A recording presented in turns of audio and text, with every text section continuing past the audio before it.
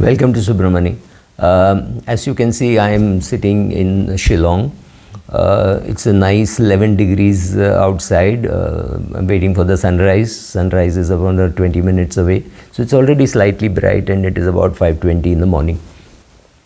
And it's a great place to be recording things like in life you should get what you want and go and achieve it. Don't try to copy, right? So I'm sure many people have said this before me. This is more like a psychological video rather than a financial video, but it has got financial implications simply because yesterday or was it, day before yesterday, somebody came and said, I'm doing this and I don't know whether this is the right way of living my life and things like that. He was in a group which was there's some group saying above 50s and they were traveling, so he was part of that, and he said, I don't know whether what I'm doing is right, whether my children will approve and things like that. And I found it very funny because why would you seek approval even at this age, wanting to try to please somebody else?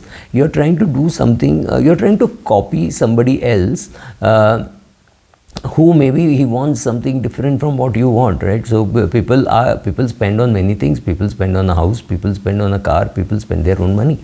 So I know a friend of mine who sings at various places. This is an amateur group. So I was telling Maria, people expect me to come and speak and they don't want to pay for it, and I wouldn't do it. Why would I go and do a free speech? So he said, you're better off, I pay money and sing, right? So what happens is there's a group of people, they get together and sing, and for that they need the orchestra, so those people have to be paid. So he says, you are cribbing about talking without taking money. I go and pay money and sing for people to listen, and people don't pay me, I pay them, right? So I incur expenses. So I said, look, that's what you want. I pay money and go and see tigers. The tiger is not inviting me. The tiger is not saying, oh, you must come and see me. It's there in the jungle. I pay money. I sit in the jeep. I sit in the heat, and I wear cooling glass. I wear a cap, and it is 42 degrees. And I'm still going and hunt of tigers and just to shoot them with my camera. And I don't even process those photos for a long time. So they would be lying in my camera for a long time, maybe a year plus. Then suddenly one day in a great mood, I'll take it, download on my laptop and delete half of them or maybe 80% of them. So it doesn't really matter. But that's what I want, and I'm achieving what I want to do. And yes, it is costing money. Yes, I can afford it.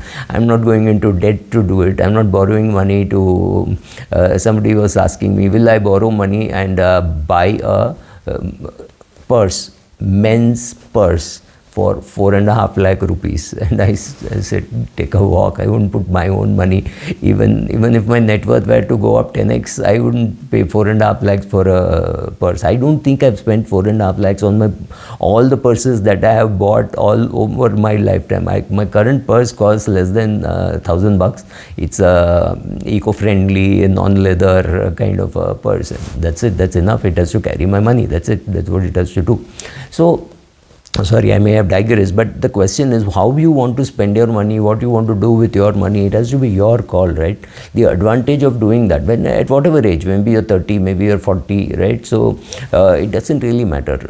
Can I join some big company and start writing for them? Maybe. Can I join a big bank and head their training department? Maybe. But this choice was available to me 40 years ago, 20 years ago, and 10 years ago. Right now, obviously, it's not available.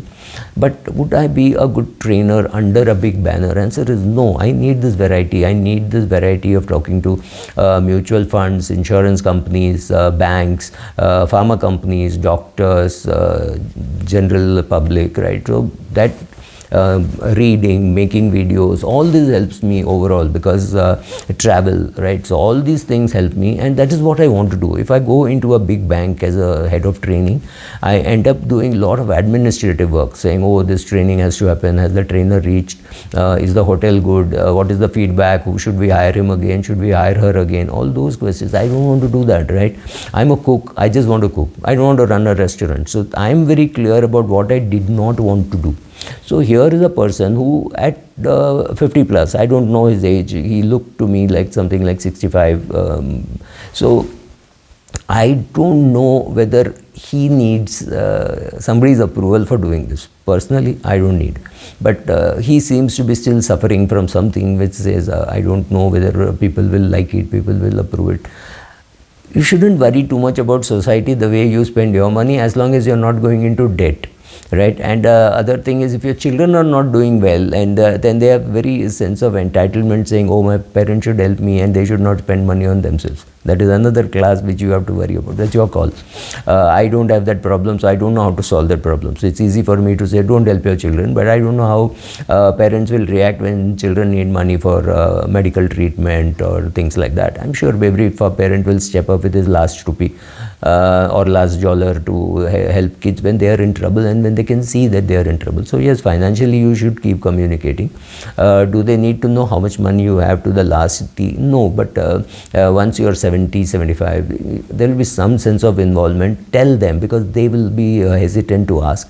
So those things, yes, but beyond that, to ask, to seek approval of friends, relatives, neighbors makes no sense. As long as you're not getting into debt, as long as you're not exhausting your money, and then suddenly at 86 you find that you have exhausted your money, then and now your children have to help you. That's also okay. If your children are good enough and they're earning well, they will be able to help you. But I'm just saying, you don't want to run those risks.